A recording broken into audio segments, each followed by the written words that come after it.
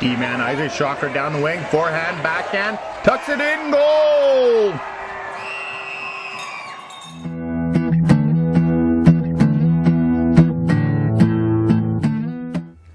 Hello everyone, welcome to Nitros Now.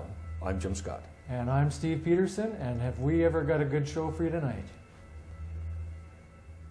Our first highlight pack is a game between the Kimberley Dynamiters and the Princeton Posse. We want to show you at least 4 wonderful goals. Very entertaining game. Turnover in the corner, McDowell to Markey, goal! Riley Hellickson down the wing, moves around the defense, high side, blocker scores!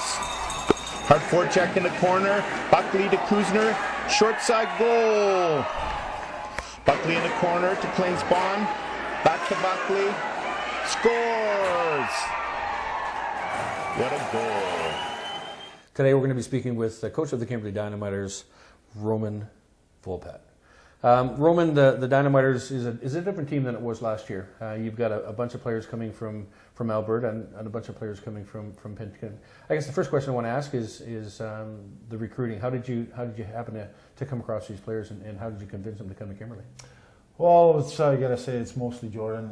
When I went recruit, I went to Drumheller Camp in Penticton. You know, contact a few Penticton boys, but they really didn't want to come to such a small market as the Kimberley Dynamiter. So Joe Rodamore did more of the recruiting. He went to Alberta. He get some connections there, and that's how we land most of the kids actually from Whitecourt, and that's Jordan's job. And you're talking, of course, of Jordan Foreman, assistant coach. You've got another assistant coach this year, somebody with some experience in the WHL, Chris Knobloch. How's he fit into the coaching staff? Oh, he should be actually the one who should be standing on the bench, but he says today, I'm glad I'm not on the bench. But no, with his experience, he brings, he's coaching me. I'm trying to coach the kids, but he's coaching me, so I'm learning a lot from him, just from practices and all that. His experience and his presence at the practice and the games is huge for a team and an organization. Of course, Chris was the head coach of the Kootenay Ice when they went to the Memorial Cup. Second year as head coach of the Kimberley Dynamiters, your feelings as to how things have changed, what's different, better, challenges? Well, first of all, I'm a year older. It doesn't get any easier than it was any last year, so it should be that way. It's getting harder. We lost a lot of guys last year, and we still believe that we built a good team, competitive team. Definitely today it wasn't how we should play or how we going to play at least. But every team in the league lost a lot of players. I thought we lost the most, but we try to replace them. It's going to be extremely hard, but it takes 23 guys hard work and every day in practices and in games to replace these guys and be as successful as they were last year. Talk about today's game, obviously a tough loss, but one thing I noticed that the lines that you put out there late in the third period, they were still busting their buns, trying to get back in the game and working hard. And you have to be impressed with that, and I noticed Hellickson and Kuzner in particular had some good hustle right near the end of the game. Well, but that's too late. If you want to win a game, you got to put a hard working game for 60 minutes. Yep. You can't work for 5 and expect to win. So, tonight's game it was an example of how we should not and how hope we're not going to play again. From our side, it was with no energy. I think players get onto the long weekend mood, and that's what it looks. And I think they're ready for Sunday night football. So, totally unacceptable. Home barn, 6-2 loss, huge disappointment. Well, let's go back to last week. You had a good game against the Princeton Posse. The Princeton Posse came into the East Kootenays, took 2 out of 3. They beat Fernie, one of the better clubs in the KI. They went up and I believe they beat Creston as well, and came into our barn. And I thought you guys played an excellent hockey game and came away with a victory. What do you feel about that one? That was an important game. That was a big game. Yes, the guys stepped up and they played a good game for 55 minutes. We didn't play well for 60 because that's when we get Princeton get back in the game and later on. So, and thanks Jeremy Musso, we were victorious at the end. That's how I was hoping. That's how we're going to approach the game tonight. But obviously, some of the players thought they're better than them, and the results you see for yourself. Well, Golden's in fourth place so far in the division, and you guys are in, I believe, second place. And the reason that they were in fourth place wasn't visible tonight. They played a hard-skating game. They did play for 60 minutes and showed that this whole division is going to be very competitive. Columbia Valley's got some wins, and obviously Golden has shown that they can win. And we all know that Fernie and Crescent are going to be tough to beat. You know, Golden's in the fourth place only because they got 2 games less than everybody else, and they have a tough start. They lost 3 in a row. They got some goaltender from Junior A from Alberta, and he comes huge for them. Stole a game and when we played in Golden, and he was incredible again tonight. But really, honestly, he didn't have much of work today. The save he had to make, he did, and he made some extra. So, and that's what you're looking from a top goaltender. You got to make some save, and you got to give the players chance to win. And I'm not blaming this on Jeremy or anybody. It's all 23 guys on the ice did not do the job they're supposed to. One of the things I've noticed over the games that we've played here at home is when you get an icing call against the Dynamiters, it seems to me that the centermen have a tough time winning those defensive zone faceoffs.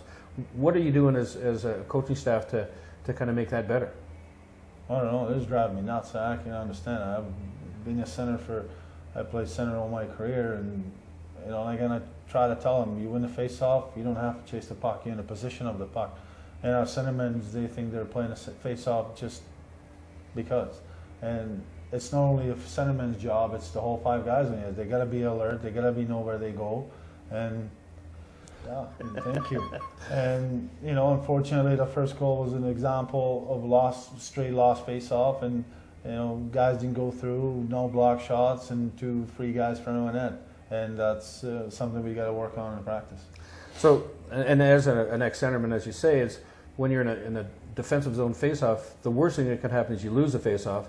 The best thing is you win it. The next best thing is to tie up the face-off and let your wingers come in and pick up the puck. Well, that's, as a center, you don't go in a face-off thinking, I'm going to win it. What are you going to do when I win it? You got to go there and it says, I'm going to tie them up, and what are we going to do if I lose it? Right. That's how you got to go to the face-off. And if you go I'm going to win it, well, you're going to lose it, and eventually they're going to score because you're already planning what are you going to do with the puck when you have. And that's not the way to go. So. Well, you've got a couple of new players in camp, and certainly Luce and Hodge. They look like they can play in this league without much difficulty. Luce had a breakaway early in the second period that could have turned the game around, but Tadasicek made a good save. Well, Mitch Luce had a great game. He's a hard-working kid. With the breakaway, I didn't really give him much chances because the last 2 days of practice we did some shootouts at the end, and I believe he was a little over 20, and he haven't scored a goal yet. So, but you know what? He worked extremely hard. He deserved the 1 goal. It was a power play goal. That's exactly where he's supposed to be, and that's where he was and scored a goal. So that's if everybody would work hard as he did tonight, then we would not have a problem tonight. And the other thing I found interesting is late in the game there was a penalty shot awarded to your club, and you chose a defenseman, Isaac Shocker, to take the shot, and he darn near scored. Well, I think Isaac's got one of the nicest hands I've seen. I wish our forwards having a good hand as he does. The move he did was spectacular, and the goalie made even spectacular save. So it was beautiful. Shocker's goal last week against Princeton, the winning goal, was an end-to-end rush while you're shorthanded, and another great move. And have you thought about maybe putting him up on the forward line? No, we need him in the D because we're a little weaker at the point where we got Brett Lucas playing a defenseman, and it's tough. The whole league is short of defensemen, and we would sure be happy if we can find some another one. Always looking for somebody to shore up the defense, and the Dynamiters. I thought pretty much tonight that the defense played okay, but I thought some of the back-checking forwards might have been maybe gone a little bit deeper back. Oh, it comes like it's with this everything. It's not only defense is not only for defense. It's all 5 guys defense is only good when those guys come back and our forwards doesn't back check as hard as they should, and then it's rely everything on those two guys. And when one of them make mistakes and they bury it, they make us pay. So that's just the way it was tonight.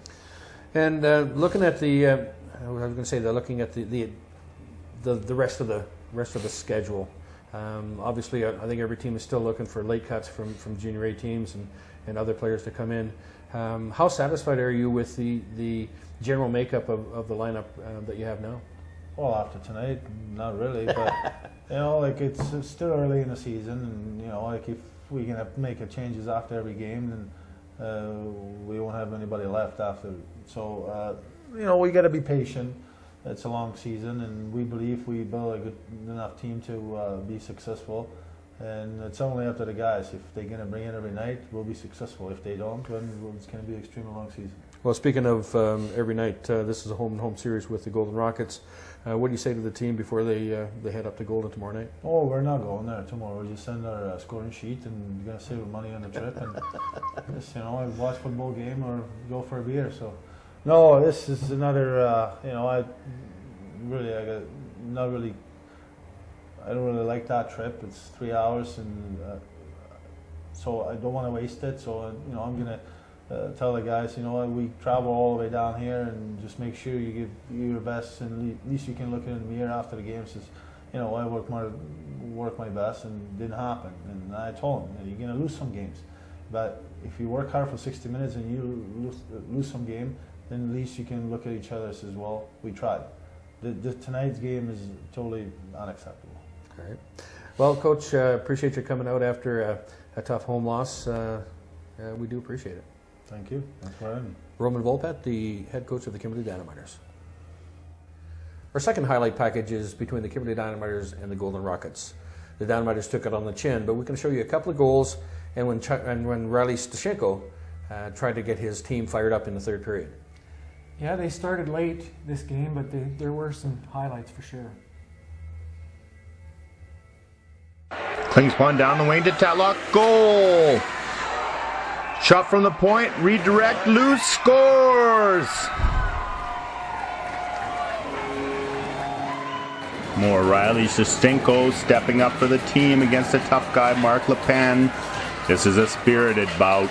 No one is getting the upper hand. You have to admire the effort.